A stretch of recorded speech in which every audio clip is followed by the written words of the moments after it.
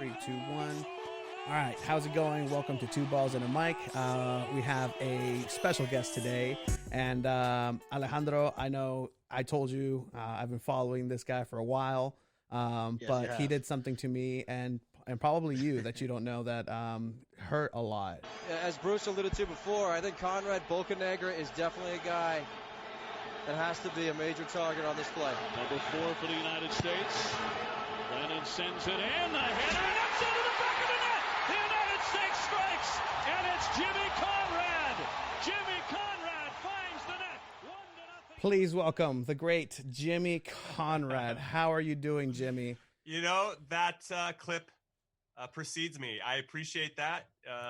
It's a great moment in my career, and I'd never let anybody else forget about it. So I appreciate you perpetuating that great moment in my life. Definitely. To be completely honest, you came on to my screens, to a lot of our screens, early in the 2000s, and you never let us forget us, like you said. And you know, we're both Mexican fans. We're both Chivas fans. We literally have a picture signed from San Osvaldo, the part of the set. So you scoring on San Osvaldo for the U.S. in an official tournament. You know, we took that a little personally, but little background, because when I finally got to meet you, I knew that I wanted to not let you score, because I'm a goalkeeper myself, and I made it a personal vendetta to, if I ever had the chance, I'm not going to let Jimmy Conrad score on me. So I had the chance at, what was it, last World Cup, you had the Warm Ballers Tour. That's right. And you stopped by here in San Diego, and I was not prepared to do the small 5-side game. So I thought I was just going to show up. I'm going to do my goalkeeper skills. But I got tired in the first 5 minutes of those mini games. But no. Well, we went to big goals. Yeah. And then you stood on your head, and I don't think I scored on you. You made some great saves. And if I remember correctly, you were named the MVP of the day. You were excellent. Actually, very good. And that gave birth to our friend Mike over here, because I do keep that as a trophy. You should. I consider that my retirement from soccer. You retired me, in essence, Jimmy. So thank you for that honor. You're welcome. You have no idea how many times he's told me this story, man. He's made me watch that YouTube video like at least 15 times. First time I met him, and I told him that I'm a huge soccer fan, he told me, "Oh, do you know who Jimmy Conrad is?" I didn't let him score and this and that. I was like, "Wow, all right, it's gonna be like that." That's when you should have told him, you know, he's only a center back, by the way. Yeah. He really shouldn't be technically scoring on you. Different conversation. But no, I appreciate that. I mean, as much as it's a highlight for him, scoring against Mexico is a highlight for me. So when you're proud of something that you've done and it means a lot to you, of course you want to share it with everybody over and over and over again.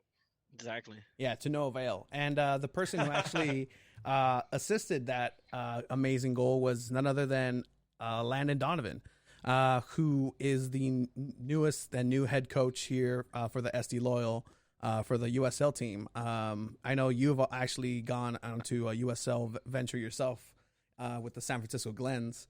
How's that been going as now transitioning into managerial role? Yeah, so I'll say this. I mean, I've always wanted to give back in a meaningful way. I have learned a lot throughout my career, and it seemed like it was a bit of a shame that I wasn't paying it forward. So this opportunity came with the Glens. I ran into their front office staff fortuitously. I was doing my BN sports stuff on the street, and it was after a Champions League game, and they were just at the bar that I was interviewing people at, and I guilted them into not only giving me interviews, but to talk to me in a meaningful way about coaching. And, you know, and they said, well, you should come out to a game. I said, come out to a game? I should be your coach, you know? So I learned a little bit more about what they were doing and the kind of guys that they were and the club that they were trying to be and already were. And it was awesome. It was a nice fit. And for me, I knew that my coaching foray, at league my first dalliance in it, it wasn't for financial gain, right? It was just to give back. It was more about that. So this USL League 2 season, formerly known as the PDL, only lasts 2.5 months. You practice twice a week. I'm like, you know what? That fits my current social media and media schedule perfect. So it was a really nice blend. And at that time, when I made the decision, I started going live on Twitch, and I thought, what would be really cool is if we did a living, breathing documentary, because the Man City one had just dropped, the Sunderland one had just dropped, so you had all these the Juventus had been out for a little while. I'm like, why don't we do the same thing, but it's live?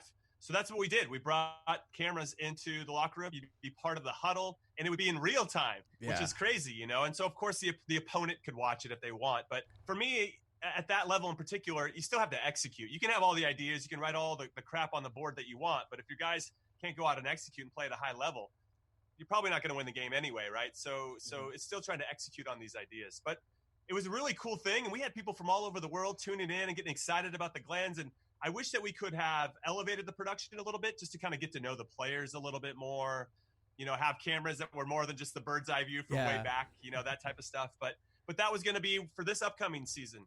So it was unfortunate the season just got canceled, but it's for the best, of course, and it'll allow us to kind of gear up and be ready and be a little bit more thoughtful on other things that we want to do moving forward. And that's how we're trying to find the silver linings. But it's a great experience for me. I think Landon sees it the same way. We've talked, since he's taken over at San Diego, and he's got a lot more experience than I do in playing in big games. I've played in a few myself, but he's got quite a few more. So for him to give back and to be able to communicate those experiences, to allow players to build off of what you put in place and can stand on your shoulders and be even better is really what we're looking for. And I'm excited because this used to be called the Premier Development League for a reason. We're here to develop players.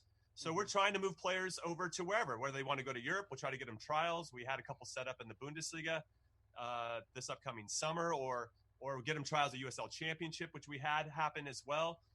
And we got a couple guys drafted into MLS. Like it's a nice stepping stone to help teach them what it means to be a professional, because I don't know if all these guys understand what that means. That's one. And then two, help them kind of fine tune where they need to get better, and then what coaches are looking for and how you can help a team without necessarily being the quote unquote star all the time, which is I think what guys get caught up in. Speaking of like the U.S. development, I mean, I know like you took part in the Chivas USA like youth academy, like kind of running things there, and I wanted to ask what's your take on like the U.S. youth system, because I know a lot of people think it's quite expensive to have kids play at a high level at such a young age. So I wanted to see what's your take on that, to see how it can change or how much time do we got? How long is this podcast? Hey, all the time in the world. Okay, so first and foremost, when I retired from Chivas, and even prior to me making the announcement, like I had a headache. I had got a concussion, and I'd had concussions prior, and I had this headache that just wouldn't go away, and I felt kind of useless, like anybody when you're injured. You just don't. Like, what am I doing? What am I supposed to do right now? It's kind of like when you're on camera. Like, what am I supposed to do with my hands? I don't know what to do with my hands. So it's I just felt like, okay, maybe I can give back in a way where I'm helping the youth academy. And then when I retired, I took a real full jump into there, and I was helping out Teddy Chronopoulos, who played the league for a long time, and he was really the head of the academy. And honestly, we had an under-10 team, and Juan Pablo Angel's son joined it as well. At that time, dude, they were unbelievable. And at that time, I wasn't even thinking about media stuff, but I thought if you were going to document any team to see where these kids ended up in 10 years, that would have been it. Because those guys, I've never seen a U10 team play like that. I mean, playing out of the back, it's tiki-taka at the highest level and just decimating teams. It wasn't even close. They'd run into a team that then could physically compete with them, and then that would be a little bit more difficult. But by the end of the game, they'd still wear them down and win because they could play. So I wonder, that was 2011. So we're not even 10 years out of what those kids, but they're 18 now. I'm very curious as to where they are, and I should probably reach out to Teddy to find out. But it was really cool for me. The problem was, and I think the problem that still exists, is that there seems to be a lot of, let's say, a lack of clarity with regard to where parents should push their kids, and then you have this elite or elitism that's been created with the Development Academy, which is now folded. But now MLS is going to assume it in some ways, and it's still going to be there. Now, I understand you're going to have to fight and scratch to get into the MLS Youth Development Academy, even if you're not a MLS Academy or MLS team. So there's that I want to kind of get rid of in some ways. That I don't know. I just hope if this elitism exists, which I guess you can't get away from it, but if you could figure out a way where the kids that don't get seen a lot have a chance to be seen, that these teams don't just play the other elite teams, that they will give the smaller teams a chance to play, that there's kids that on those teams will get a chance to, show their stuff. I think that would make a big difference. I think a lot of things, and what U.S. Soccer at this point, now that they are handing control over to the youth academy to a third party, in this case MLS, what U.S. Soccer really needs to focus on for me is scouting development, coaching development, referee development. If you have those three things in place, I think we have more than enough players that want to play in this country. There's not even a question. And the amount of content they can consume to get better on their own is unheard of. The amount of games they can watch or go back and watch, it's all online somewhere. They can go find it. That is incredible. So we have the players. And I've seen, as I said, with these Chivas kids, I mean, I can't tell you how good those guys are. I'm still impressed, like 10 years later. And the kids that I see now, because even though I coached the USL League 2 team, we signed 5 of our kids from our own youth academy. Mm-hmm. One of which is 15. And the kid can ball. He is so good. And he's not very big. I mean, I think a strong wind can knock him over, but his IQ for the game and his understanding that he's not very big, but yet he still figures out ways. And imagine he's only going to grow and get stronger. So in 4 or 5 years, the kid could be, I don't know if he's going to get any taller per se, but he's just going to get stronger. And I don't want him to fall through the cracks because he's got so much talent. And I could see why. Now, one of the things too, to go back one step, one of the reasons I wanted to get in with the Glens, I wanted to see what the game looked like from that level. I know what it looks like from the national team level. I know what it looks like from the MLS level, but to see it from this level has been fascinating for me. And it allows me to see, now I understand a little bit more and have a more well-rounded idea of how the game works in this country. So ultimately, the new president's going to come in, and I just feel like he needs to get everybody rowing the boat in the same direction. I think the sport in this country, just speaking overall, has been more about, at the youth level, more about making money than it is about player development. Yeah. And I understand the making money part, because anytime you have a conversation with somebody who's more capitalistic, right? They're like, well, you got to make money. I understand you have to make money, and I respect it. What's funny is how angry people get about the capitalism side of the business of youth soccer. Mm-hmm. But then it's a socialistic game, right? Everybody has to work together to win, Yeah. Anyway, so bigger conversation, probably over some beers, okay? But if we can find that balance where you're still making money, but you're actually helping these players develop, not only as players, but as people, then I think we'll find that sweet spot. But right now, I just feel like it's a little bit off kilter. And I hope that new president can put things in place and put some money behind making things better. Not everybody's going to agree on the methodology, and everybody's going to have different ideas about how to create players and the formations and all that. I get that. I hope that we regionalize that at some point. And then as you start to regionalize it and get some trust, the state, regional, and then national level, it'll be a little bit more streamlined, and we start to identify players and give them a real shot. I think we'll start to produce some really, really talented players. But we have a lot of work to do. And I hate saying this, but we compare ourselves to the Belgians, the Germanys. Oh, look how they turned their thing around. Dude, they have like 30 million people in their country or less. It's a lot easier to get everybody on the same page there and working together, as opposed to us, which is so spread out. We have so many different influences from so many different places around the world. That's what makes our country cool. But also when it comes to like getting everybody on the same page, it becomes a little bit more difficult, I think. But that's part of the challenge. And I hope that this new president comes in and has the energy to take it on. Definitely. Yeah, I definitely agree with you. For me, watching like San Diego Loyal game for the first time and seeing the level when they played Las Vegas Lights and seeing the level of the game, I was like, all right, the U.S. is heading in the right way. Because I was speaking to Tony earlier, the reason why in Mexico a lot of players don't develop at a high level is because the youth system is great. But once they reach that professional in the Liga MX, there's so many international players taking their spots, and they don't give the youngsters a chance, which is why I'm a huge Chivas fan, because Chivas only play Mexican players, and they give a lot of the players in the youth academies chances. But I think the U.S. is heading in the right way, and I definitely agree with you. There's got to be that certain balance with the capitalism side and helping out the players.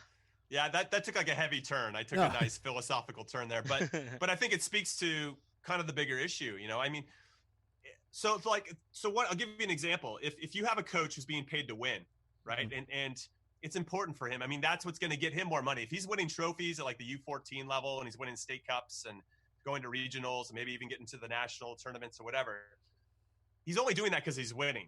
So if he's got a good player on his team, he doesn't benefit at all to push that player on maybe a year up, because that player could probably benefit, right? Get challenged a little bit more if he's playing a year up, or to send him to an MLS academy, because that would be the better fit for the player.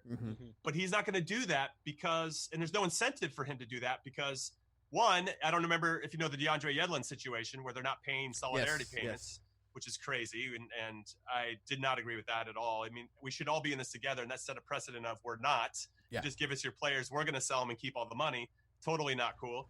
And I just feel like we have to change that mentality. If you have a player who's special, who's probably outgrown your team, you have to figure out a way to move that player on. That's what's best for the player. Yeah, it might hurt you, and you're probably not going to win as many state cups, but that's what's best for the player. So that's going to be the hard part, is how do you convince those coaches who need that player to win so that they can keep making money and keep putting food on their table to release that player and let him go. That's a tough one. I'm not saying that should be the responsibility of that coach. I just wish we had a system in place that rewarded coaches for developing those types of players and moving them on. But when MLS made that decision on DeAndre Yedlin, saying we're not going to pay any coaches or give any solidarity payments, it sent a strong message to the youth teams that you shouldn't move your players along, just keep them, and it's a crummy situation. And I hope that they solve those types of issues too, because I think we'd see a lot more players move on if there was some type of reward to those coaches that did a good job of developing them. And right now there's not. So that's why they're going to keep them and continue to protect their little fiefdoms, because there's no benefit to them. Yeah, definitely. And going back to you saying that, you wanted to see the game from that perspective of it's not the top flight, but it's what's helping develop the top flight and it's going to help them grow eventually. Admittedly, when we started this project, the goal is to get press passes for the 2026 World Cup, right? So that's pretty nice. much like what we're trying to do. But along the way, we just found ourselves talking with a lot of people in the development leagues and the USL leagues. We're going to try to do a UPSL commentary now. And so we're Mexican fans. We've never followed the US. I've met and interviewed more people from the US men's national team than anybody from my side, I guess.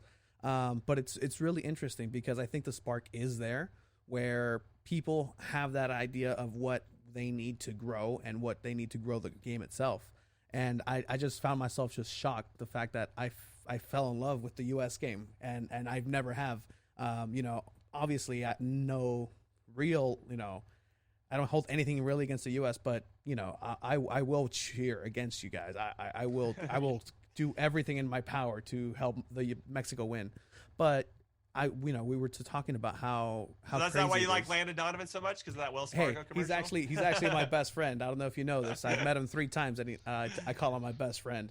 But even then, it's interesting to be able to really look at what's happening here, and it's only going to help the region get better. If the U.S. gets better, it's going to help the region. Selfishly, I don't want that because I don't want Mexico to be overtaken.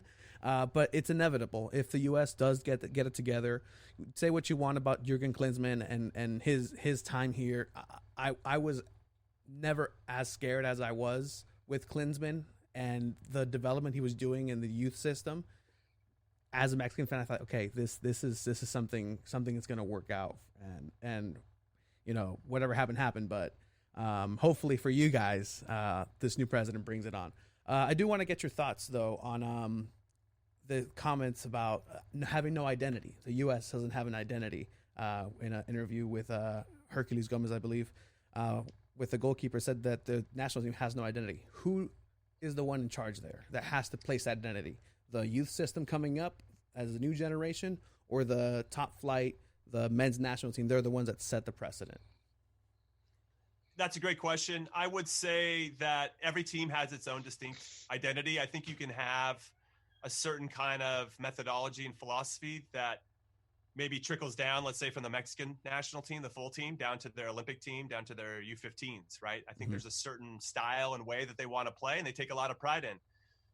We're not there yet. I don't think we have, to borrow a Jurgen Klinsmann catchism, that vertical integration. And I'm okay with that. I don't think we need to roll out a 4-3-3 just because that's what the full team does. I think you have to build your best team based on the players and their strengths and weaknesses. I think it's really foolish and naive to think that we're just going to square peg round hole every single player and just expect them to learn.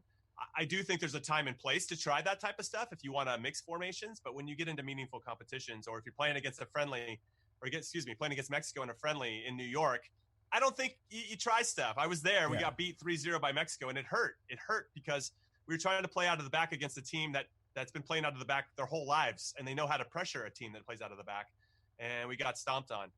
So I think from that end, I could sense that the players are probably a little bit frustrated that they had these probably rules that they had to follow to always play out of the back no matter what the situation was, and that led to them getting beat. And I can understand why Zach Steffen comes out and goes, that probably isn't us. We're trying to be a team that we're not, and it's really hard to identify what we are. And I think people in some ways get a bit nostalgic because, and I'm the same, because when I was playing, I was more of a heart on my sleeve, give you everything that I have, tackle anybody in front of me, make it hard and difficult for the teams that we were playing against to beat us. And we had a little bit of that heart and spirit.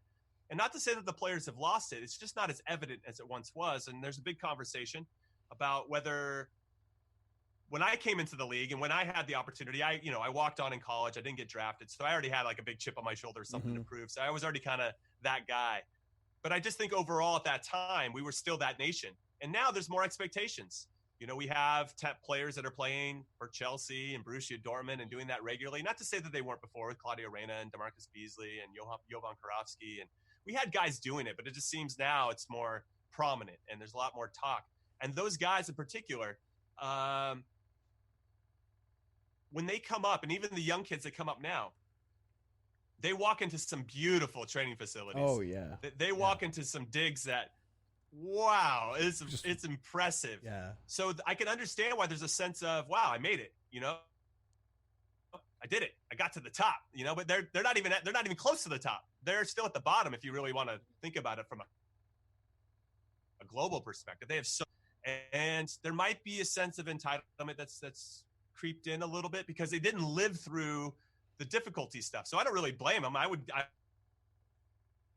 be the same way if I was a young guy and I'm playing at these beautiful facilities and stadiums with 70,000 people. And I can understand why you'd feel that way, but that's where it's on the coaches a little bit to remind them where they are. And then of course you put them in their place and they get all frustrated and they go to social media. Like the world's just changed a little bit. So I can understand in some ways why there feels like there's been a loss of identity. And I don't know if you guys saw that somewhat of a big study, I guess a big study in our little small circles of soccer here, but there was somebody that did a birth order of the national team.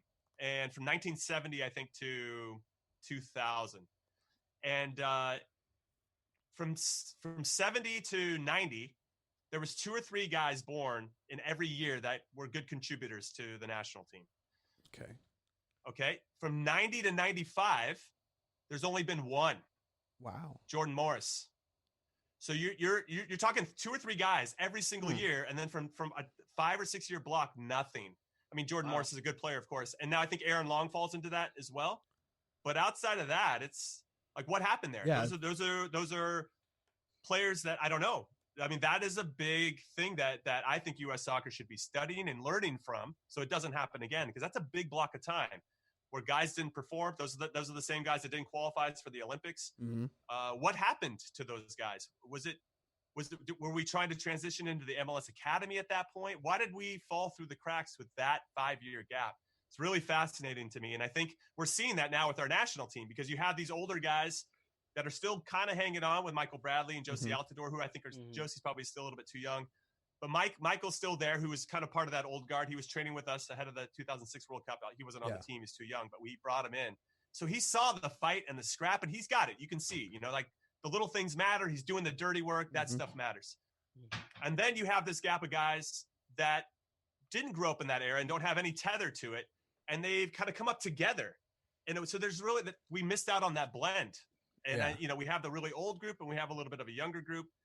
And I just think that's really proved to have a disservice in terms of identity, because it didn't get to carried on. And I think what we'd like to see as fans is we just want to see some grit. Yeah. We want to see some fight, and we want to stomp on teams that we should stomp on. Now, for a long time, I'll say this one more thing, because I like to talk, as you guys can tell. No, it's great. We love it. It's a podcast, so I can talk. But what I feel like for a long time, we were always the underdog, no matter who we were playing against. Yeah. It could be tiny El Salvador, it could be whoever. We were the underdog. walking into it. And I think we carried that even as we started to become more of the favorites in some of those games. We still had that underdog mentality because that's all we knew. Mm-hmm. And now you fast forward to expectations being bigger, more quote unquote, more talented players, or at least more visibly talented players. And the expectations have changed. And I think that's been harder for us to adapt into, we're expected to win, right? You have the Spains and and even England, if we use them as an example, sometimes they struggle with that. Like they're expected to win games. I actually feel like they play better against better opponents than the ones than in the games where they're supposed to win. Yeah. So it's like this identity that we lost it along the way because I don't think there was that tether, there was that gap. Mm-hmm.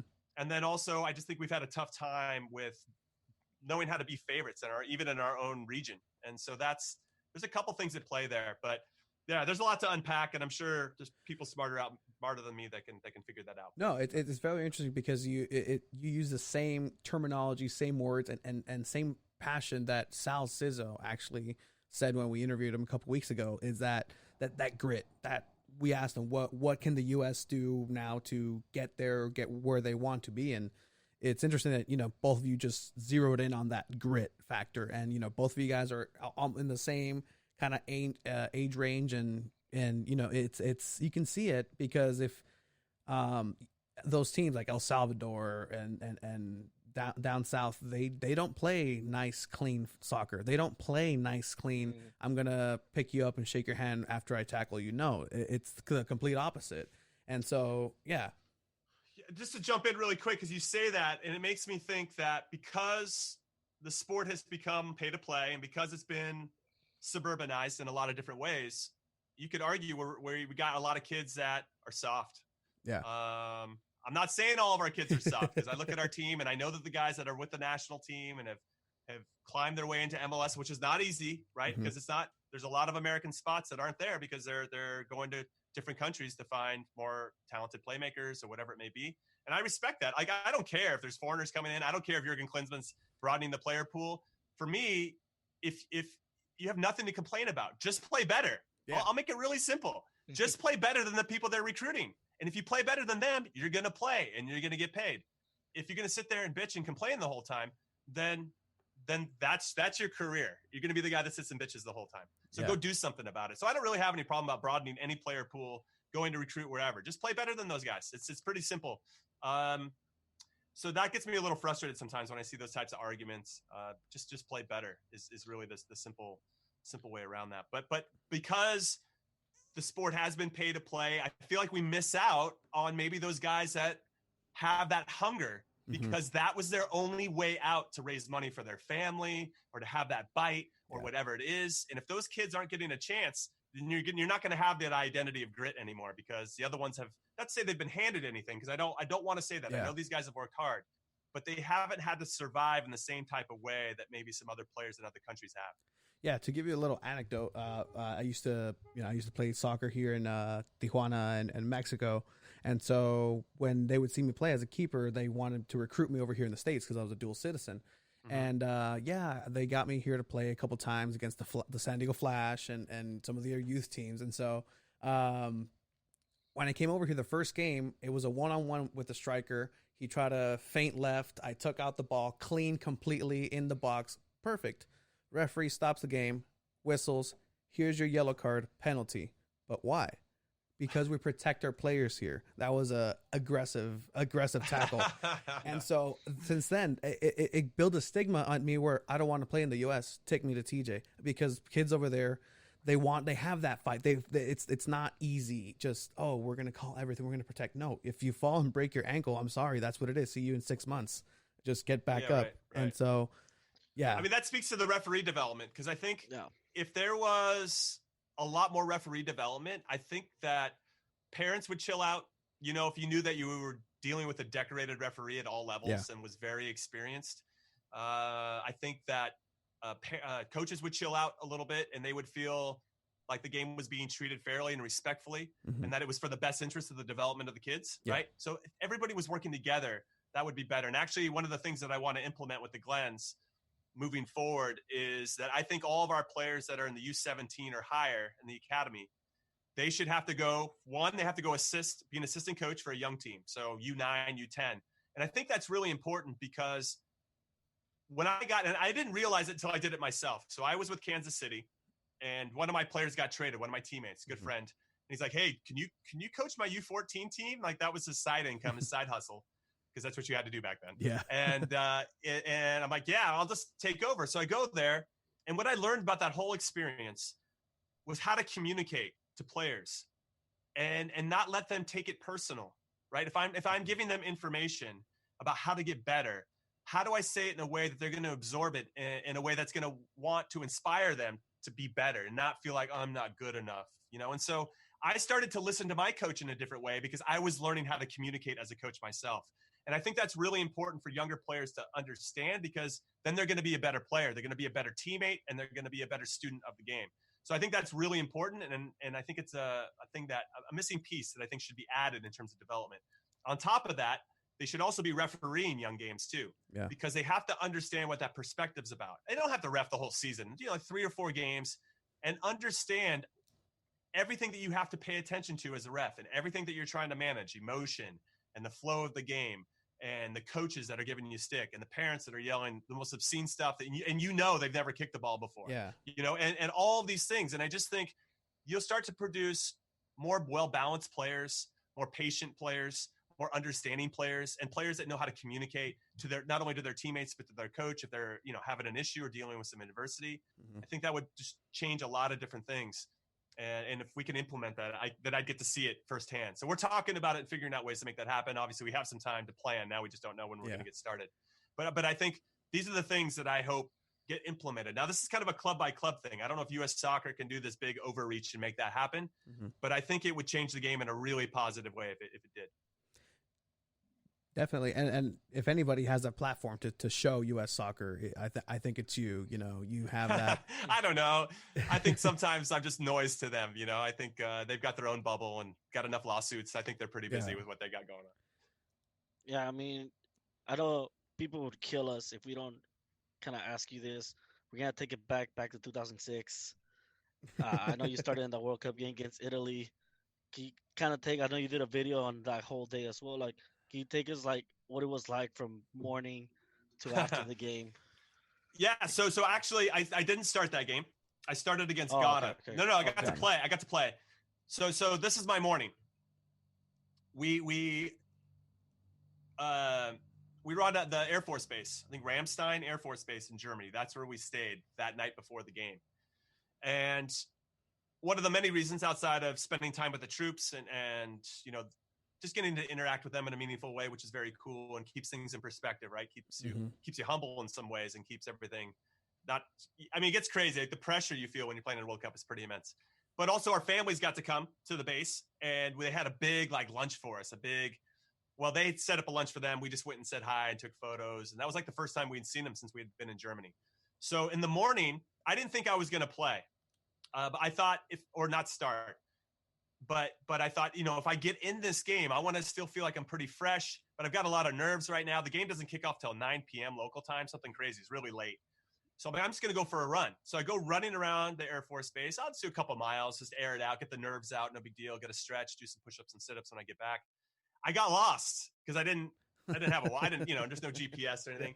The base is massive. So 6 miles later, I'm like, I don't know where I am, So I finally get back, and another one of the games is on earlier in the day, and I'm watching that, and now I'm just trying to get a little food, and I kind of told myself, man, I think I ran too much. If I do get to play, I think I ran too much. But I'm not going to play. It's Italy. They're not going to put me in. So then we go do that thing with our families. We have our pregame meal, and then we had got told before the game that Italy, Czech Republic, was a pretty big team, big guys. Jan Kolar in particular. I know he got hurt 20 minutes in, and that's, I think, why they didn't get through their group. But he scored a cracking goal against us 3 minutes in. The guy's a beast. But all their guys felt like they were 6'5" or bigger outside of Pavel Nedved and Rosicky. So, yeah, we got told that Italy was smaller, right? So we walk into into the stadium. We're heading into our locker room, and we see all the Italian guys ready to kind of go walk onto the field. They're being kind of held back. It's before everybody's still in their tracksuits or whatever, in their polos, and got their toiletry kits or whatever. It's going to go walk the field. And these guys are brick houses, dude. I was like, Who told us these guys were smaller? These guys are not smaller. I could not believe like these guys were broad and big. Nesta's a big guy. Luca Toni's a big guy. You know, I mean, sure, Francesco Totti isn't like the tallest guy, but he's broad. You know, I was like, that's a bunch of crap. Whoever told us these guys were smaller. That was my first initial reaction. So we get in the locker room, I'm like, God damn, those guys are big. so then we go out there. You know, we do our walk arounds, and what was really cool, actually, I should talk about one of the coolest things I think as a player, especially at a World Cup. In this one in particular, we got like our bus when we were coming in. At that point, the way this where the stadium was is kind of way up a mountain a little bit, so it's kind of hard to get to. So I think a lot of American fans wanted to get there early, all that good stuff, and just be a part of the process, right? It's the pageantry of tailgating, even though there wasn't really, you know what I mean? But just getting a whole bunch of people, and there was so many Americans. When we pulled up, just seeing the amount of people, and like they're slapping the bus, and it gives me goosebumps now. Just how cool it is to be in the bus for those types of things. And we see him now. Sometimes I'll be at games, and I was just at El Clasico, and you see him come through, and you're like, I wonder what it's like to be in the bus. I know what it's like to be in the bus. It's super rad, and you just really appreciate everybody coming out, and it means something, right? You're part of something bigger than yourself, and I think that's really unique and fun about it. So that was really neat. Then that's right after we got off the bus. That's when we saw the Italian players. So now fast forward into the locker room. The locker room's super tiny, not very big, and we're kind of right on top of each other. And I'm not starting, so I just try to get out of the way. You know, I'm tucked away. I don't need to do anything crazy to warm up or anything. I'm just trying to prep the guys and listening. And it's a fascinating experience if you're not starting. And when you do start, just kind of the process that you go through for a World Cup game in particular. And just to see, because I've seen these guys before in a friendly setting, you know, a Gold Cup game, but a World Cup game, dude, everything is heightened. Like, you want to talk about focus, it is to the nth level. There's no messing around, right? Everybody's on it. So we go out there, and I was a little nervous because, you know, we had to redeem ourselves after getting our butts kicked against Czech Republic. We didn't play particularly well. This was a big moment for us. We had talked about it, just putting our best foot forward and doing what we do best, and just be tough to play against, be hard, you know, create our opportunities, be confident, you know, just be ourselves. And so we really tried to stick to that, and not to, I think there was a lot of hype coming from the 2002 World Cup. You know, we got to the quarterfinals. We should have beaten Germany. There's a lot of expectation. I think we were ranked top 5 in the world going into that Czech Republic game, which was a little inflated, of course. But there's just so much hype around our team that I think it was just too much for us to handle. And then when they scored 3 minutes in, that was the best, honestly, national team performance I'd ever seen against us, whether I was on the field or not. Czech Republic was so good in that game. Sorry, I'm all over the place. No, definitely. No, we're so we go to, you know, the first half. Italy scores first, and we're all on the bench going, "Oh my God, this is." Here we go. Yeah, here we go. But Clint Dempsey had started, right? So we had a little bit of flair, and he's super confident, and, you know, you kind of feed off of that, and he's doing his step overs and doing his thing, and still had it. Even though we were down a goal, I think it was really important that he was on the field in particular, because he doesn't back down from anybody. And I think we needed a little bit of that in that first game. We didn't have it as much. So it was good to see him out there. And then we actually scored not too long. I think we equalized off a bad, you know, own goal, but we'll take it. Maybe 3, 4, 5, 6 minutes afterwards. So that eased the tone. And then there was the red card that they got from De Rossi. And then like 5 minutes later, Pablo Mastroianni lost his head and got his second yellow. So now, okay, we're even 10 versus 10. I think we're all feeling pretty good about it. We go back to halftime. Pablo's obviously very upset in the locker room, and you try to comfort him where you can. And at this point, I'm thinking, okay, I'm going to eat an energy bar. You know, we never think about the subs, by the way, because we all eat the pregame meal at the same time. Yeah. But by halftime, dude, you're starving because you haven't played. You're not playing. You're just sitting there, and you are starving because you had just ate so long ago, and you're drinking like 3 gallons of water. So you're peeing basically water out, you know, but you're still a little hungry. So I ate a Gatorade bar thinking, all right, I might get in here maybe to hold on to a tie or potentially a lead with 10 minutes left to go. So I was trying to think through every situation and understanding if I do get in, what's going to happen. And 2 minutes after halftime, Eddie Pope gets his second yellow, gets thrown out. I don't think the ref knew that he had carded him already in the first half, because you could see it on his face. We were so close. You could see it on his face that he was like, oh my God, I already gave this guy a yellow and like had to throw him out. And at that point, I'm like, I'm like looking around like, what are we going to do? You know, this is crazy. Who's going in now? You know? All right, fellas. And then they looked at me and like, Jimmy, you're going in. I'm like, whoa. So I went from like 0 to 1,000. I didn't even need to warm up. My blood was ready to go. I mean, I was I've never sprinted so fast in my life. Got my shin guards on, got my instruction of what I was going to do.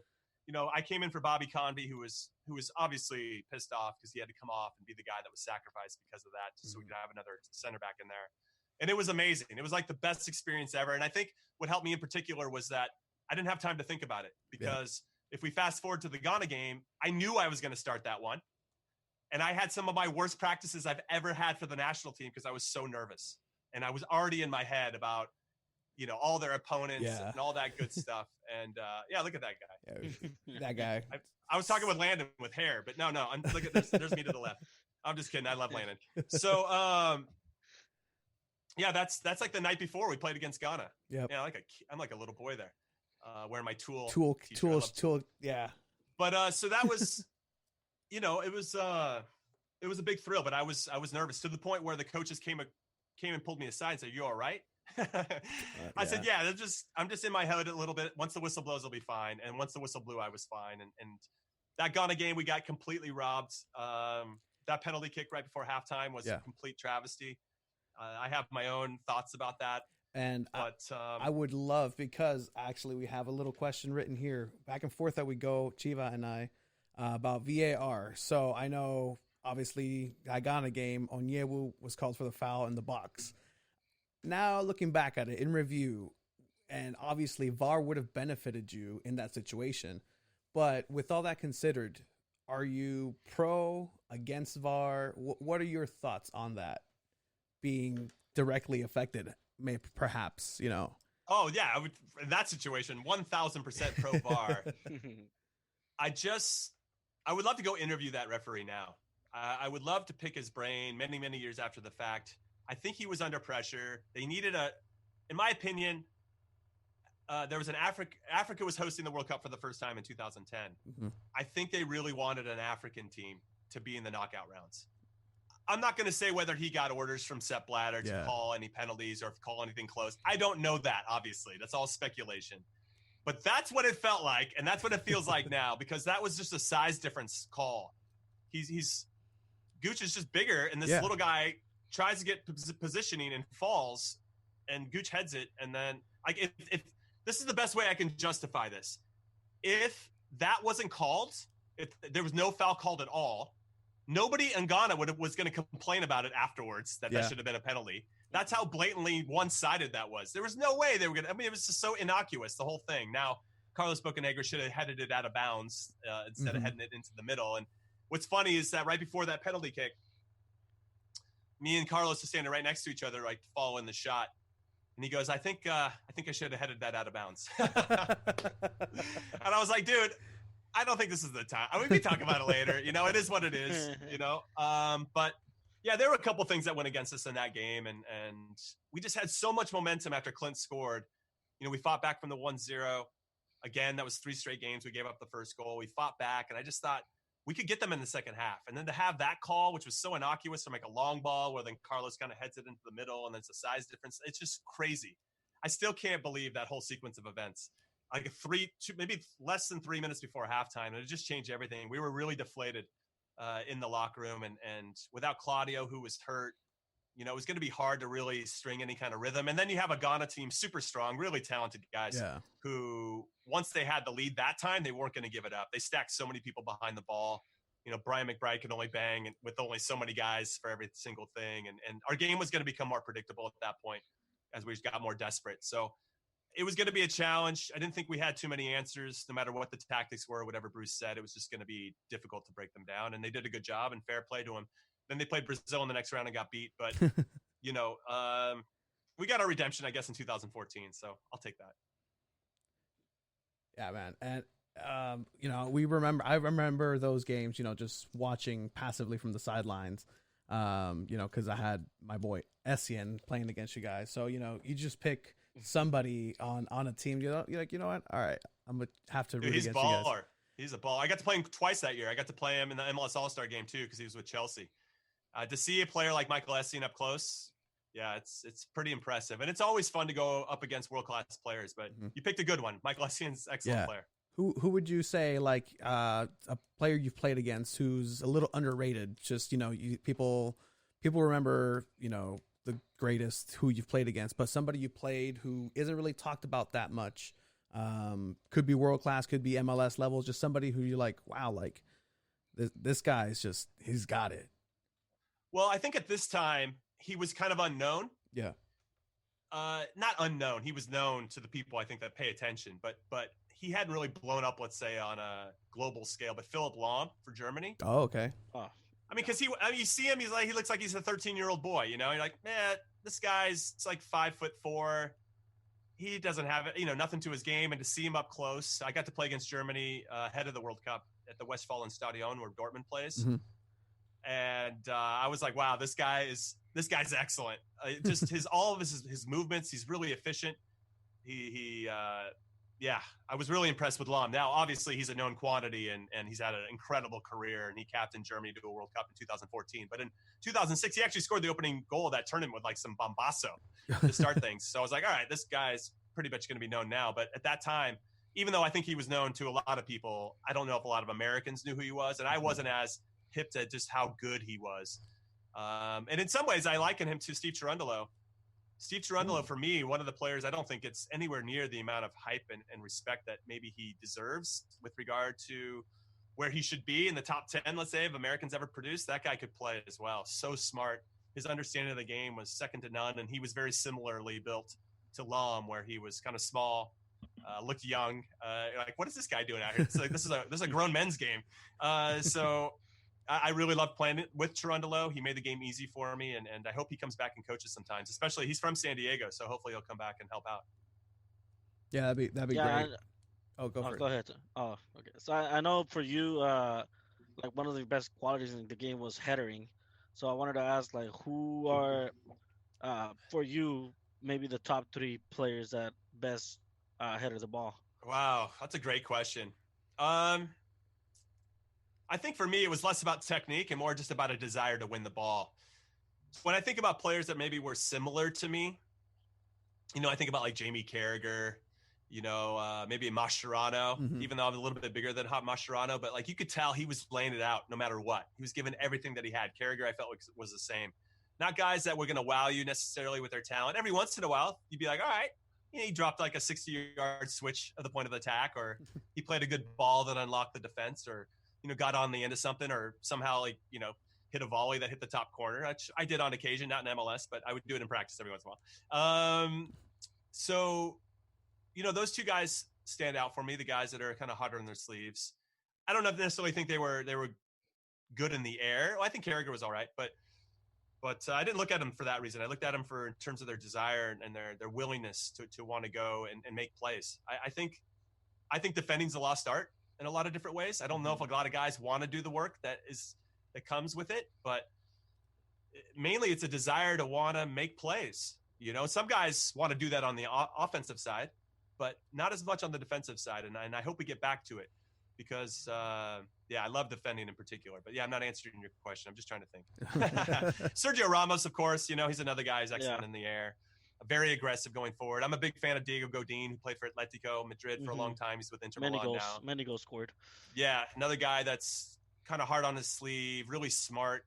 Maybe not the fastest, but made up for it. I love Claudio Suarez as well, El Emperador. I think he should be up there as one of the top defenders of all time, too, because I wouldn't say I'm friends with Claudio. I would love to be friends with Claudio. I don't know if he wants to be friends with me so much, but I mean, we're connected on Twitter and stuff, and I got to do some stuff with him at the U.S.-Mexico game in Nashville last year or a year and a half ago. But really, really awesome to pick his brain and to talk to him.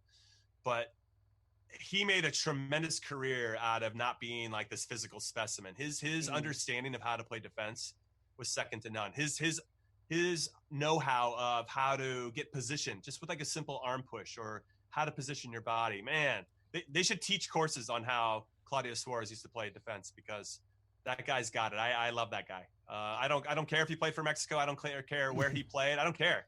I just respect the man as a guy that knew how to play the game and play it well.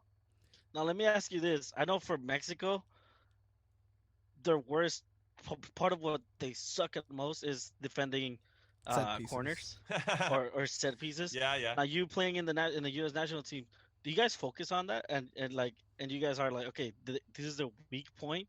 this is how we're gonna score? Is there, when you guys are in training, do you guys focus a lot on that, or is it more of a, okay, we're probably gonna attack them No, here? I don't think so. I don't think there was any more of an emphasis than any other team, frankly. I think for us, it's more about execution. So offensively, excuse me, it's can whoever's taking the free kick just put it in a good spot where we can attack it, or if we know that, let's say, Rafa Marquez or somebody like that is very good in the air, has good positional awareness. If we know he's probably going to be marking me or one of the other taller guys, or Oguchi Onyewu or whoever, or Borghetti's marking me or whoever, we would then purposely okay, you're out of this, because we don't want to have Borghetti to have any chance or Marquez to have any chance of being involved with this play.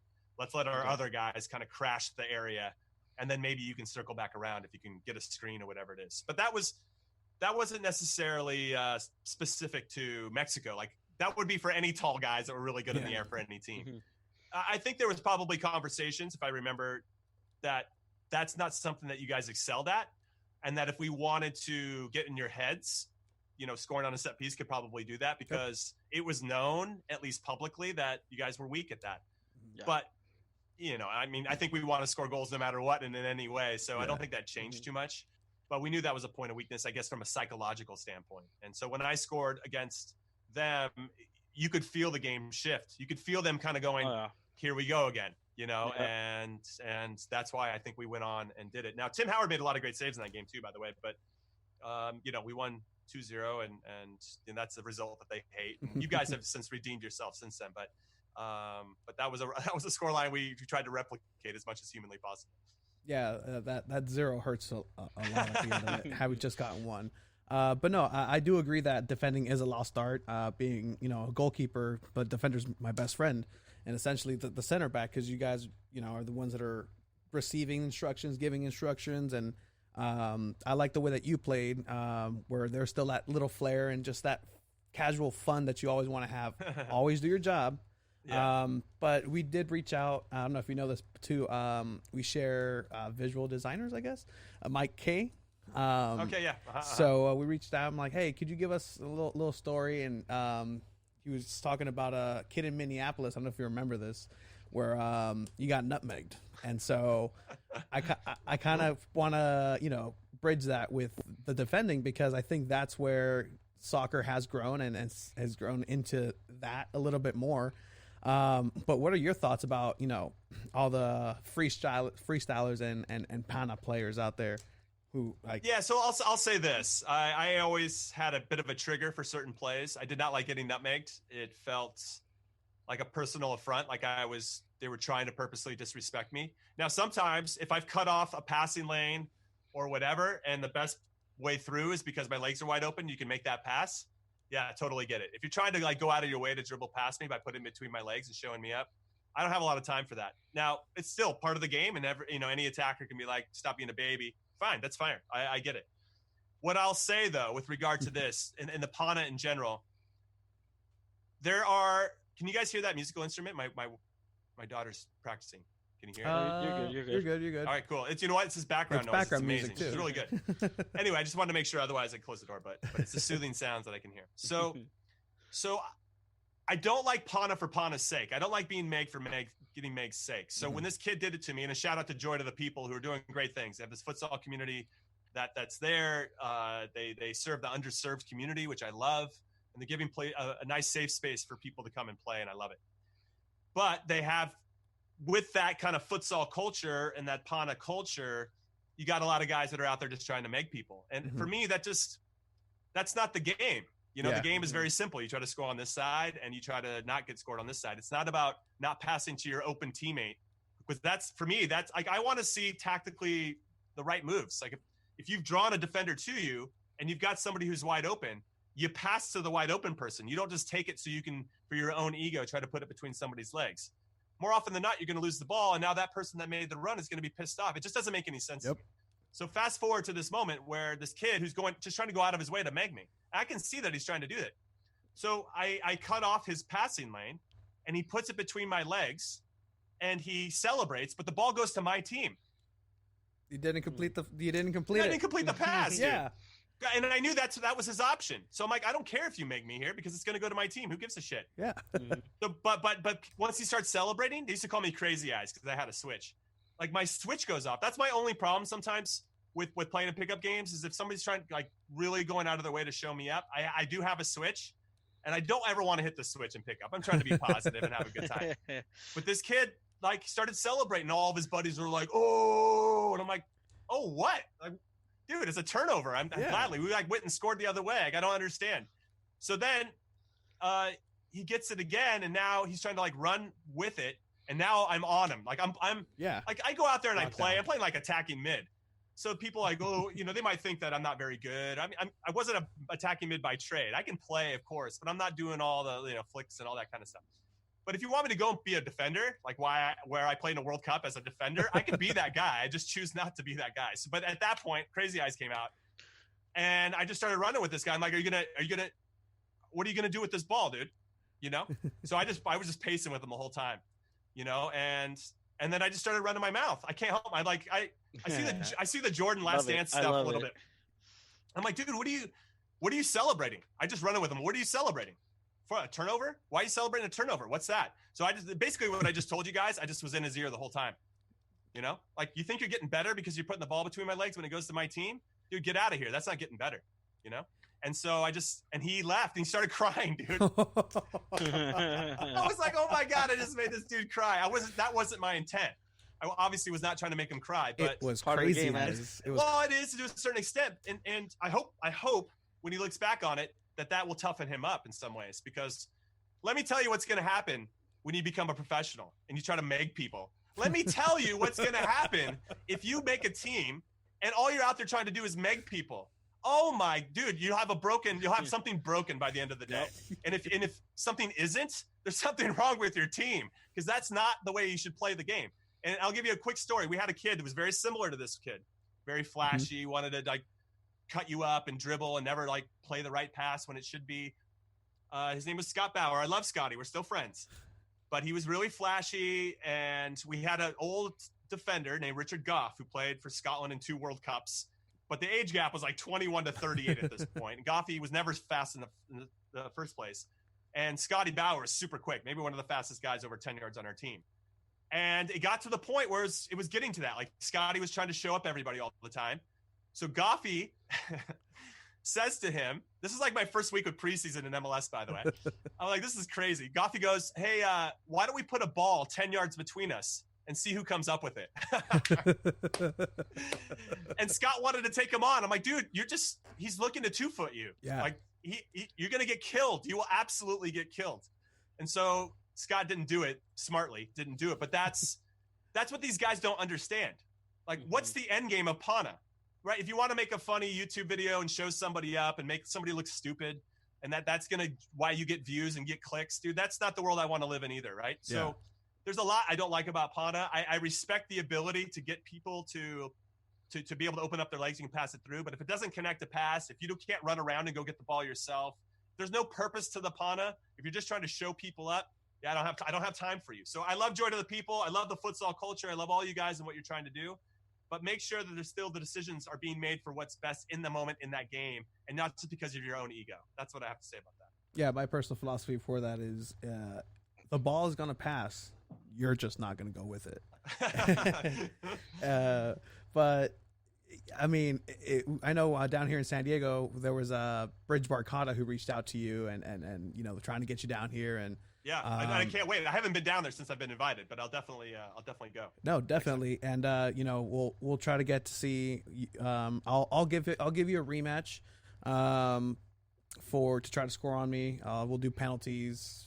I'll let you have 5.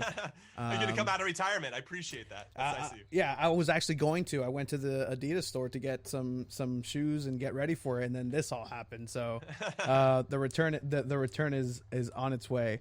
But yeah, I've also seen that, obviously former player, but you have a second life. You are a media mogul in a sense for soccer. And, I've seen that you've studied a lot of film, and that's how you got yourself prepared and better to see how world-class players would play in this realm of media that we're also just jumping into, when we're just, going with it and see how it ends up being. But is there anybody in media, say, that you studied to prepare yourself for, being a YouTuber, writer, and wherever you are, that led you to El Clásico, man? Like that must have been fun. Yeah, it was amazing to be able to do the pregame and postgame of El Clásico at the Bernabeu on the field. Fun story about that. I actually now, through this media career, I've developed a lot of relationships around the world, including some Brazilians, some top Brazilian YouTubers. Mm-hmm. And Roberto Carlos is all friends with those guys. So I see Roberto Carlos coming around the corner on the field after the game, and we're not on camera at the moment. And I don't know why he's walking by. He's just walking by, and we make eye contact, and he gives me that, that acknowledgement nod, Yeah. And I was like, is it me? Is it? Oh shit, he's speaking to me, So he comes over and gives me like one of those bro hugs, and I was like, this is amazing.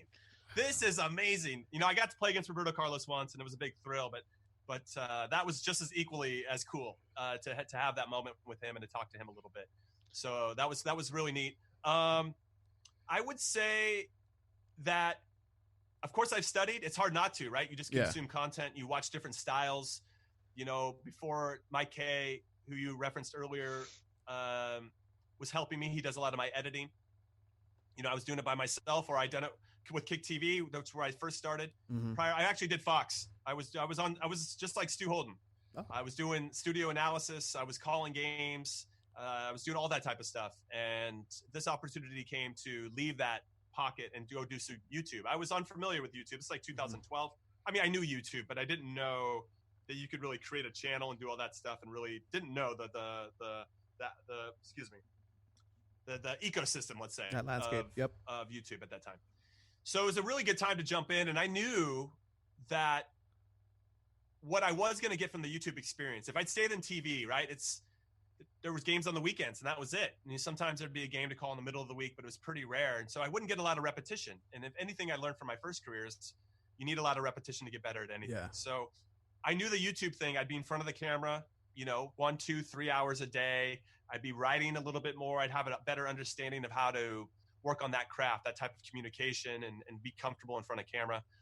And you just have to go through it, man. Yeah, of course you can watch all the stuff that you want, but you have to be able to go through it and experience it and start to correct yourself on your own, which is something I did as a player too. You go work on your game, you watch it on camera, you come home, all right, my left foot's not as good. I'm going to go to the racquetball court. I'm going to work with a tennis ball, whatever you had to do to get better.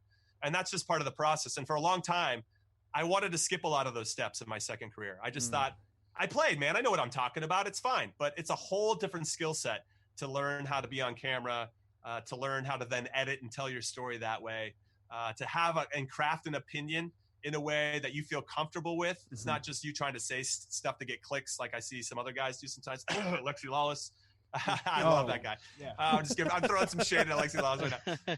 And I know he loves it. So, but there's different ways to learn how to craft your opinion. I think that's the biggest transition for guys. And it was for me as well, is, I still want to be friends with everybody, but if you have a hard opinion that you're passionate about, that's usually better. If you care about something, that message will come across a lot stronger than if they know you're phoning it in. So you have to learn about all these different things, and then how you vlog. When you go vlog and you're at something is much different than being on camera wearing a suit talking about the game, and how you edit it as well.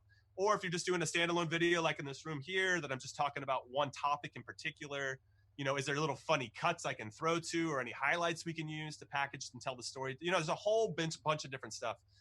Getting on a green screen, playing FIFA, having all that. It's been an amazing experience, and it's going to make me really well-rounded, I think, in anything I want to do after this. I think you guys can probably tell I want to get into a little bit more coaching, but I definitely want to see out this media thing until the 2026 World Cup, just like you guys, so that I get credentialed. Yeah, hopefully we'll see you there. But I mean, I've always been a fan of that. That's kind of where I was introduced to you to begin with. I had no idea who you were when you scored on Osvaldo. But no, and it's interesting because you've always kind of just morphed into whatever's next, and you've never really left it, and that's the consistency that is needed. I was talking with Chiva about the mixer, and so how the mixer just was the greatest thing, because there was just nothing like that. There was nobody talking about world soccer, local or just domestic soccer, domestic leagues like you were on a almost daily basis.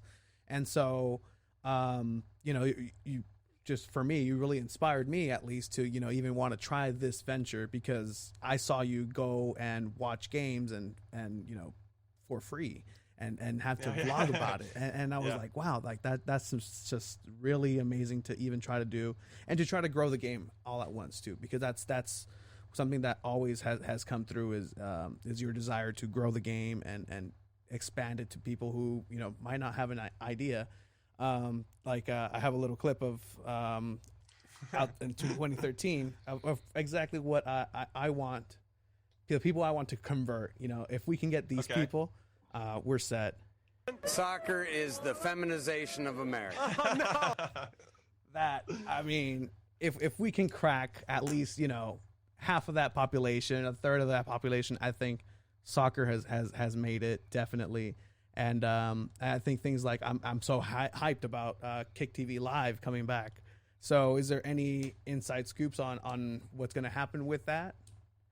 So for right now, we want to continue to do it. It took us a while to even get that off the ground, and to do it consistently was going to take quite a bit of work from people that are actually scrambling to get real work so they can get paid. So it's just trying to get everybody aligned at the same time, and hopefully that can be a passion project for us moving forward. Yeah, I love those people. I think, to speak to the Mixer in particular and Kick TV overall, I think maybe we're a little bit ahead of our time. Mm-hmm. I think if we had come around 2 years later, there might have been a little bit more funding for us to really blow it out in a meaningful way. I think that the people that were running it made some bad decisions about how to keep it together and to utilize us in the right way. I don't think they really knew what they had on their hands. I think they accidentally hired 15 amazing people to do this. They came from all walks of life that didn't know each other, and put us together. And we were a special group that were really pushing the envelope. And I think the most important thing, one of the things that I took a great deal of pride in, not only speaking about the local leagues and doing it on a regular basis, was one of the cruxes of our methodology was, okay, the way we're going to get people in to Kick TV or into what we're doing, we got to talk about the top stories. Yeah. That's fine. We'll talk about El Clasico or, who should win the Ballon d'Or or any of that stuff. But at the same time, we're going to talk about Liga MX. We're going to talk about MLS. Same exact respect that we treat anything else. And that was really important, I think. And I hear this a lot, and it always blows me away when people are like, oh, Kick TV really opened my eyes and really made me a fan. And I think it's because we made things accessible. We cared about everything. We made it fun. And so that means a lot that you said that, because I guess what we were feeling is how you guys absorbed it. And so that's a big deal for us. And what I think is unfortunate is that MLS had this kind of hidden gem of a production company in their arms. And now instead they spend like $1 gajillion giving it out to other people, Vice and whoever else, instead of just kind of strengthening this team that they already had. But the problem was because we talked so globally, they didn't understand it. I remember going into Don Garber's office, and trying to explain to him what we were trying to do, telling you the same exact thing. Mm-hmm. And because of that, we'll get people that want to buy into MLS, because we're giving respect to the league. And I remember we had this big video once. I think Patrick Ianni scored like this ridiculous goal. It was MLS goal of the year. Mm-hmm. And it was one of our highest rated or viewed videos for a long time.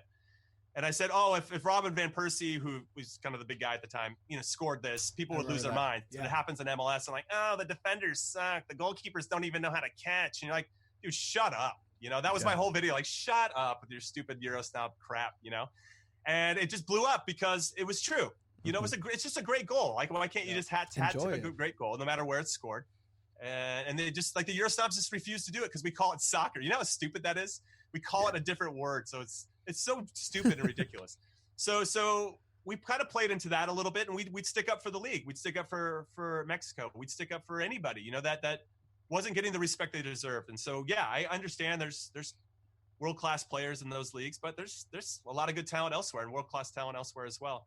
So, anyway, that was a really long way of me saying that. And we had a special group, and we're sad it's over, but hopefully, with Kick TV Live, we can kind of tap into that nostalgia for what we were doing well. Oh, definitely. If there's anything that we can do other than watch and subscribe, let us know. We have cameras, we have time, we got We got everything. But no, it's great that it's coming back, especially in these times, man. Because look, like we've been here for a little bit, and I completely forgot there was a pandemic going on right now.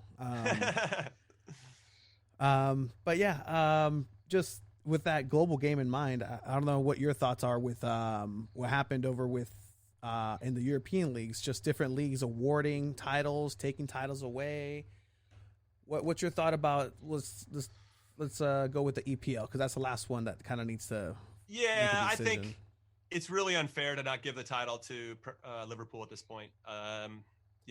They needed to win 2 out of their last 9 games. I mean, they were going to do that to be the title holders. I know they're talking about bringing it back, and I mean, if they bring it back just so Liverpool can win the league, I guess I'm okay with that from that standpoint. I don't think it's necessarily safe. I know the Bundesliga is in a big rush to get back, and I put out a little Soccer Minute thing that I'm doing now that kind of hammered them a bit. It just felt arrogant. Arrogant not only for them, they just happened to be first, and I got a lot of pushback from some Bundesliga lovers. But I just thought whoever got back first was going to really win in the marketing space. Yeah, everybody would be watching their teams, talking about their teams, betting on their teams. There's just so much money at stake if you could be first, and everybody knows it, but nobody wants to talk about it. So Bundesliga is really trying to accelerate it and be first. I just thought it was arrogant for people to think they can control a virus that has yet to be controlled. That just seems so ridiculous to me. Now, I understand. I want sports to come back too, dude. I hope I'm wrong and they can figure out something. I want it to come back too, but it just seems really arrogant. And so they didn't like that. I had a couple people really push back on me hard, and will still to this day. And I'm like, all right, then you guys are drinking some Kool-Aid that I just refuse to drink. But what I don't like about the trolls, I guess, is there's no compromise. You know, like I try to always, anytime a troll hits me and I respond, I always try to find some middle ground. Like, okay, I respect where you're coming from. That makes a lot of sense. And they're like, well, they double down being wrong. I said, listen, I agreed with you. Dude, I can say I agree with you like 15 times, the trolls, and they'll still come back because they just either want my attention or they want to be heard. I don't know. Their mom didn't love them enough when they were kids. I don't understand. I'm agreeing with you, and yet you're still trying to argue with me. It's insane. That's the social media. That part of the social media stuff drives me crazy. There's no compromise. It's like, you're right, I'm wrong, or whatever. I'm right, you're wrong, whatever it is. So I at that point just try to kill them with kindness and end the conversation. But anyway, kind of tangented. What I put out before was, if you were winning your league by 10 or more points, then you should be the champion. Yeah. That was my thought. PSG winning the league, no problem. They were going to win it anyway. Liverpool should win the league. I thought that Bayern Munich always wins the league anyway, so they were only 4 points ahead. Just give it to them anyway. And then for Spain and Italy, obviously, it was a little bit different. I proposed, once it did come back, or if they wanted to do some kind of like playoff system, the top 4 teams, or if you wanted to figure out a way to, because I know Olympique Lyon is really pissed off because they're in 7th, but they're like, their schedule is pretty not easy, but easier the back end of the season. So they weren't too far off of 4th, and now they're going to miss the Champions League, and they're super pissed, and they're going to appeal and do a lawsuit and all that. I mean, I think that's fair in some ways. Like, I can understand where they're coming from, I guess is the best way to say it. So you're not going to please everybody, of course, but I thought there was like maybe like a 3-legged series. Could you imagine? Listen to this. So it was Real Madrid and Barcelona at the top of La Liga. Mm-hmm. If you had a 3-game series, I know it's very American to say it that way, but I think it makes it cool. You can play them wherever because it's all going to be closed door anyway. But so say you do one in Camp Nou, you do one at the Bernabeu. And then you have the third one at a neutral site. Mm-hmm. And you got to win the game. Yeah. Like, there's no ties. Like, you have to win the game. So if they go to penalties, they go to penalties. Like, there's got to be a winner in every game. So that heightens the stakes. If you had a 3-game series, and I think just for TV purposes, instead of a 2-legged affair, you made it a 3-game series, dude, the ratings would be off the charts. It would be insane, right? And you do the same thing in Italy.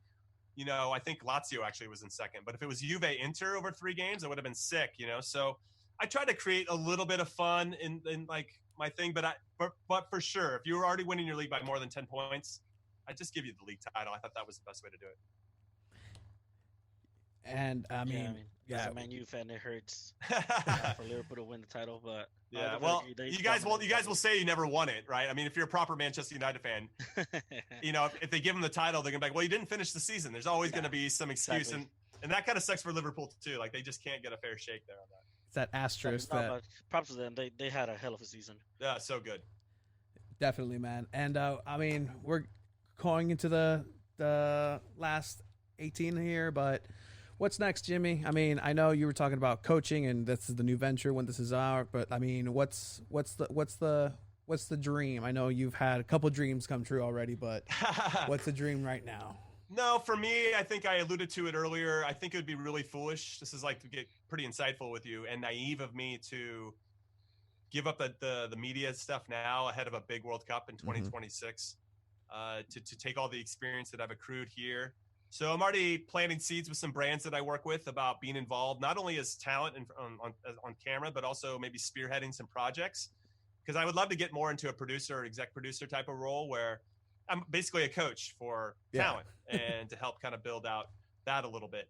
So I would like to see that blossom a little bit heading into and leading up to the 2026 World Cup. And then after that, my daughters will be a little bit older. One of them she'll be out of high school. So I don't know if she'll be in college. Who knows what the hell she's going to do, but I assume she'll be doing something of that nature. Hopefully. My youngest will be a sophomore, junior, and that might be a good time for me then at that point to jump into coaching in a more meaningful way. I think the Glens will probably be farther in their evolution of where they want to go, and whether that's USL, League One or USL Championship, or you had to buy promotion in this country. So we'll see if we can get investors to kind of work our way up into MLS potentially. San Francisco is a great market. It's a bit of a shame that there isn't an MLS team already here, but from a Glens perspective, I guess we're happy because it's wide open. So there's a lot of different areas where I can help that on a technical side and on a development side and on a connection side. And also our youth academies continuing to develop players and being a resource for kids of all ages and players of all ages. There are a lot of different things, but I think I'll probably stick with this media stuff for the most part through the World Cup that we're hosting, and then take a more meaningful dive. And also, I'll be honest. I mean, I'm going to try to get all my proper coaching licenses. I have my B here. I've already talked to U.S. Soccer countless times about making it work to get my A. So they want me to do it. It's more of a matter of when, not if. And then I've talked to a friend that can help me get my UEFA badges as well. So nice.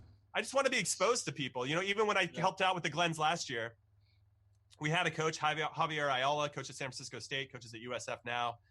And he's 30 years old, and he played at Cal, and, he had his career. He got a couple tryouts with MLS teams and a good player. But I told him immediately when I came in, I'm not trying to alpha male you. I've seen some things and I've played in some games and I know some, I've been around some good coaches and stuff, but that doesn't mean I know more than you do, So I try to really look at it in a way where I can continue to learn. I want to continue to learn. So if I have that opportunity to get my UEFA badge, it's just another opportunity to be around smart people that have been doing it a lot longer than I have. And I wanted to ask you any tips that you could give us. We don't know whether to just focus on just a podcast. We don't know. We're trying to get into commentating in the UPSL. What would you say for us barely starting in YouTube? Should we just focus on one thing or just expand and do as many things as we can? That's a great question. So I've seen people have success doing both, and that's the hard part. I would say from a personal experience level, you should try to do as many different types of things because that'll help you get better at whatever your strongest thing is. So right now, if it's podcasting, calling games is going to make you better at podcasting.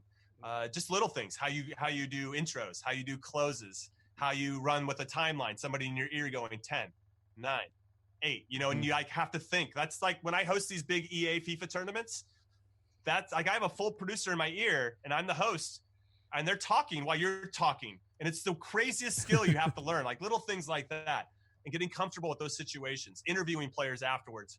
How do you get something out of them when they don't want to talk, right? I mean, all these little things are going to help make you better, but you have to put yourself in those situations to make it happen. I would 100% encourage you to do the UPSL thing. That sounds fun because in some ways they're going to want you to be a little bit more loose because they want people to watch. If you kind of call a game straight, they can go get anybody to go do that or people with proper experience, but they're coming to you because you guys bring something to it, right? You bring your own personalities and bring some passion for the game. And hopefully that will come out. But again, that'll make you a better podcaster, and podcasting will help you be better at that as well. So there are all these things kind of tie in together. With regard to growth, I mean, it's important to have visibility on all things. And I'll say this because if you're working with a brand, you have more real estate to leverage. So for instance, if you, I don't know, say the Loyal wants to do something with you, and you only have your podcast. Well, you can only sell your podcast against it. But if you have your podcast, a YouTube channel, Instagram, Twitter, all these things and you say, all right, you know, I'm worth, let's say $1,000 for whatever this activation is for your podcast. But if you're like, hey, actually I can give you, you know, 3 tweets, 2 Instagram posts, a YouTube video, and a podcast, you know, for this one thing, then you can be like, we charge $2,500 for that. You know what I mean? And it's the same work you're already doing. You just have to be smart about how you put yourself out there. For instance, I think the ones that do the best with podcast stuff, they do a very good job of cutting out like their favorite 30 seconds and then posting that on those other sites. Yeah. Right? I mean, sure, it might not get all the views that you want. You gotta temper and manage your expectations, but it's still visibility. Even if people don't hit the like button, they still saw it, right? So, you know, and then it's getting guests like me on that will retweet when it's available. You know, getting that type of stuff and you know, sharing in a meaningful way, and you know, it's all these little things that are important. But if your heart's in the right place and you're making content because you care and you love it, obviously you want to make money too. That's going to be part of it. But that's a good way to do it. So there's kind of 2 folds and 2 ways of attacking this. That would be my insight at the moment. Yeah, I appreciate that. It helps a lot, actually. Yeah, definitely, okay, cool. Man. I really appreciate that. And I really appreciate you coming on, Jimmy. It's not every day that you get to talk to somebody who's played in a World Cup, and not every day that we have a guest of your caliber here. And well, I appreciate it. You should be my publicist. I appreciate you saying that. But yeah, so I think we're gonna go ahead and end it there. I know you have a lot of parenting / chefing / everything right now to do. I really appreciate you taking time. Hopefully, a little bit down the road, we can have you back on when sports is back and we're allowed to, you know, be around people. Maybe make a trip up to San Francisco and see the Glens. That's it. That'd be it. I got some better stories with the beer. I'll tell you that. Oh, I love it, man. I love to hear it. All right, Jimmy. I really appreciate it. Have a great day. Thanks a lot. Jimmy You too. Conrad, have a good weekend. Talk to you guys. See you later. See you later.